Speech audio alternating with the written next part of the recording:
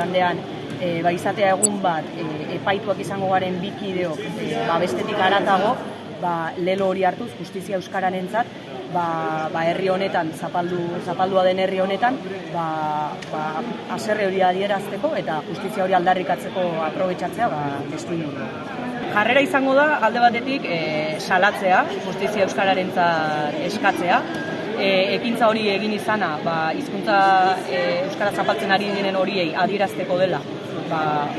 haserre gaudela, ez dugula onartzen guretzako justizia hori ez ematea. Gaurko legalitatea euskararen aurkakoa da, eta beraz legalitate hori ugatu behar dugu, desobedientzia ekintzak egin behar ditugu, ez gira makurtu behar euskararen zapalkuntzaren aintzinean, jarrera intsumitu bat erakutsi behar dugu, beraz ez da dudarik horlako ekintzekin segitu behar dugula euskarak lehentasunezko estatusa ardietxe arte.